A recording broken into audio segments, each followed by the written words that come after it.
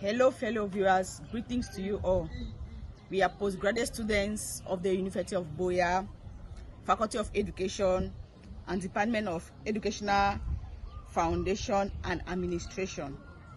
This is a presentation of course code FR 605 and course title Educational Administration and Planning.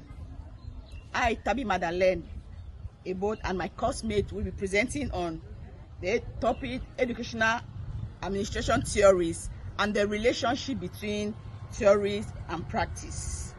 This course is supervised by our course instructor, Professor Ebot Frederick Ashu. And to begin with, we are going to look at a clue of administration, a clue of educational administration, and the various educational administration theory. So to begin, the administration is an organized structure or a pyramid that shows there are 3 levels management, which include the senior management in charge of formulation of policy, the middle management in charge of implementation of policy, and the junior management in charge of implementation of policy. So administration is a careful and systematic arrangement and the use of resources, both human and material resources, and the situation of an opportunity for the achievement of specific objective in a given organization. So administration is therefore classified as the process of organizing, managing all the operation of an organization or institution to ensure it runs smoothly and achieve its definite goals. While educational administration refers to the planning, organizing, and managing all educational resources, both in primary schools, secondary schools, high schools, and university. It encompasses the range of activities aimed at ensuring that this institution operates effectively and efficiently to provide a quality education. It further explains the process of managing and coordinating all the activities related to the functioning of educational institution. So we are going to look at the various educational administration. In the course of this work, we shall be presenting on the various theories: the scientific management theory by Frederick Winslow Taylor, the human relations theory by Henry Fayol, the bureaucratic theory by Max Weber, the transformational leadership theory by James Burns, the contingency theory, and the systems theory. Thank you. I am Christelle, and I'll be presenting on the major theories of educational administration and their relationship to practice. I'll be beginning with the scientific management theory that was developed by Frederick Winslow Taylor in the year 1856 to 1915. This is a theory that emphasizes the use of scientific methods to analyze work processes, improve productivity, and increase efficiency. It focuses on work measurement and time measurement. According to Frederick Winslow Taylor, he thought that work must be measured, and the time allocated for that work, for the completion of that work, should also be measured to avoid waste of time. The next focus of the scientific management theory was the scientific selection and training of workers. According to Taylor, workers had to be selected scientifically so that they could get the best worker to perform the job well. The next idea that he had was close supervision and control. Frederick Winslow Taylor believed that for employees to be able to be productive and efficient, they had to be close supervision and control by the managers. And he insisted on clear division of labor, that everyone had or knew exactly what they had to do, and so according to them, you had to be specialized in that particular field of work. And he also proposed reward for good performance. So according to him, workers who performed their jobs well had to be rewarded than those who did not perform their job well, or than those who did not meet their target. So what's the relationship to practice? How is this school of thought helpful to schools of nowadays? In schools, this theory is reflected in 1. We have fixed timetables and lesson plans. which is what Frederick Wislotello talked of on work and time measurement. We have clearly defined roles for teachers and non-teaching staff, which is division of labor. So each staff knows exactly what they have to do. And we have the use of performance targets, for example, exam results. And this one resonates with what Frederick Wislotello was talking of, the scientific selection of workers. And we have inspection and supervision by principals and other educational officers. From time to time, we hear that inspectors, regional inspectors, divisional inspectors, national inspectors have gone to schools to do controls. And we have incentives to workers. At the end of each term or at the end of the school year, teachers are rewarded. Teachers are given incentives for those who perform well. Those who perform well, they always have higher incentive than those who did not perform well. So the strength of the scientific management theory. This theory promotes order and efficiency. This theory is useful in managing large schools. And for the limitations, this theory ignores teachers' emotions and creativity, because each teacher is required to work according to a fixed plan, and their work is measured and their time is measured. It affects teachers' creativity. A teacher cannot show how creative they are because maybe they are given just 1 hour, 2 hours, or 15 minutes to teach. And this theory leads to low staff morale because the focus is on productivity. The focus is not on the staff. So the staff morale of the teachers is low because their emotional and their psychological needs are not catered for. So in most public schools still operate using this approach through very strict rules, through time measurement, and through work measurement. Thank you. Okay, I'll be talking on the theory of bureaucracy. Bureaucracy was a theory that was propounded by Max Weber. From definition, bureaucracy, it is a way of organizing large group of people to get complex work done through a clear system of rules, hierarchy, and specialized rules. There are some characteristics of bureaucracy that we are going to look. You have a hierarchy, specialization, formal rules, and impersonality.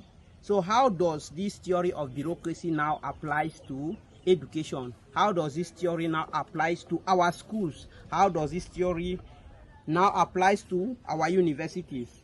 So to schools, a clear chain of command.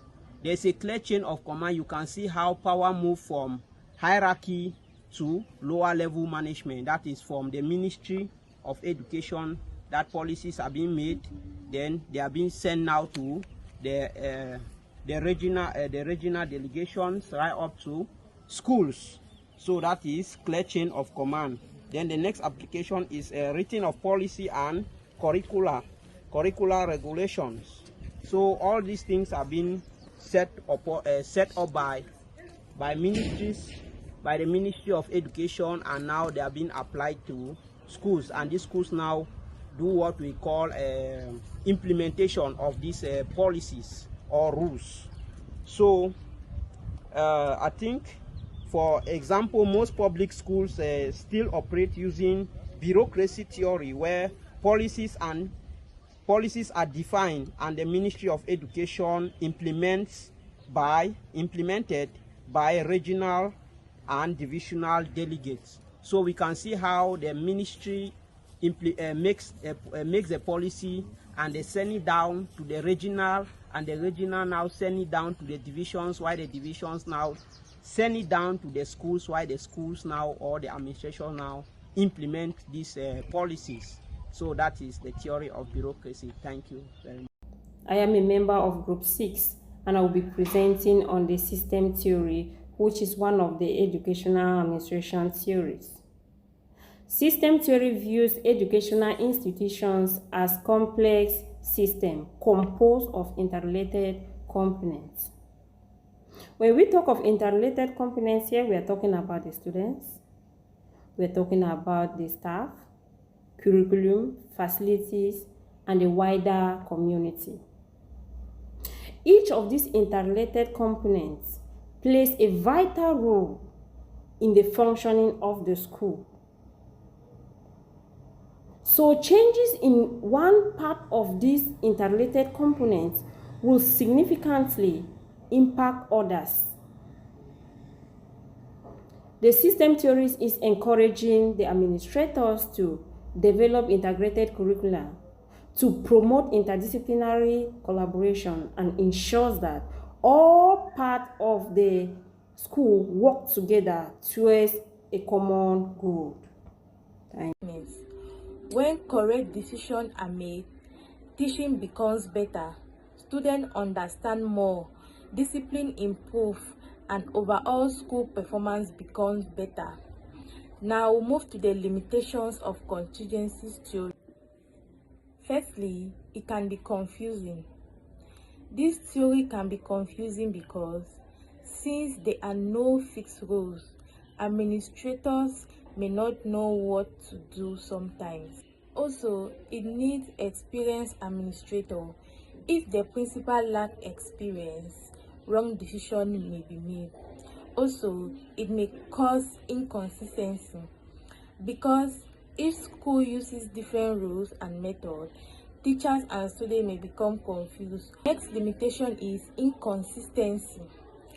Because each school uses different rules and methods, teachers and students may become confused when they move from one school to another.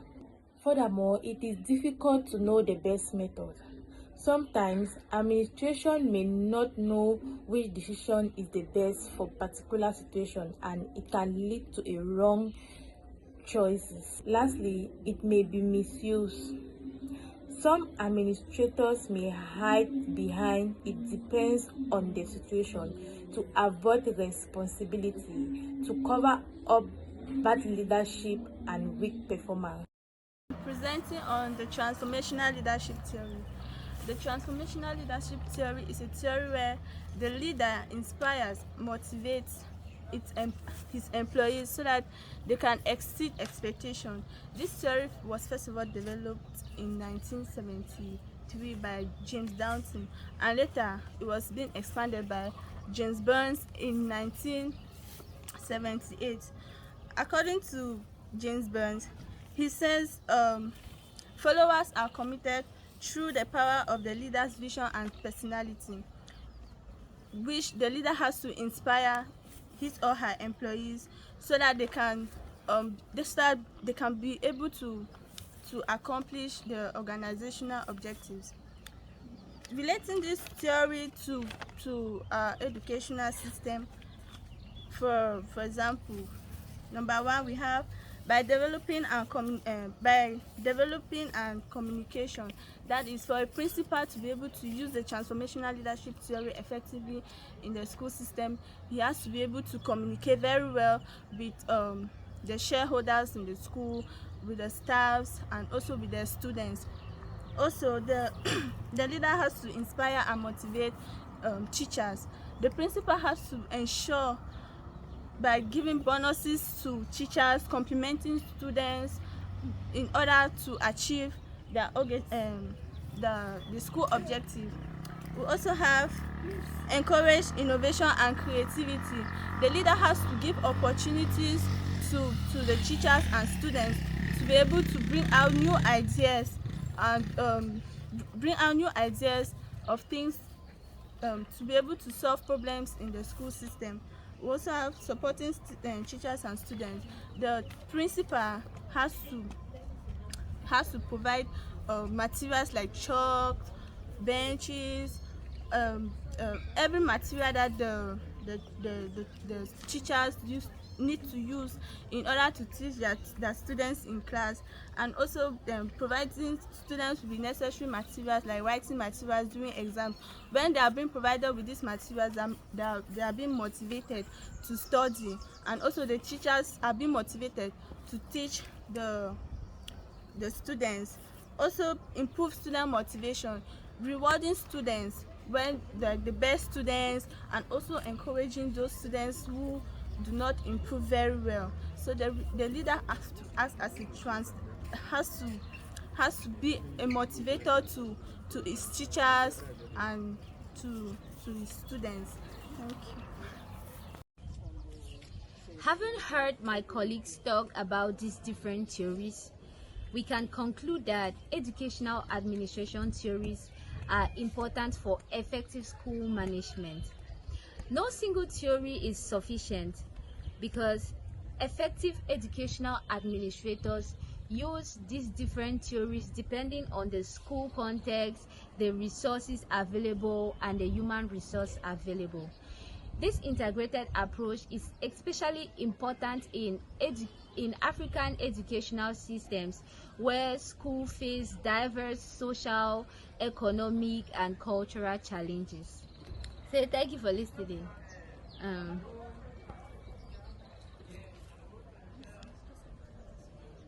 Yeah, for this day. But why you start do like this? Don't. Thank you so much for taking out time to listen to these various theories, and see you in the next video.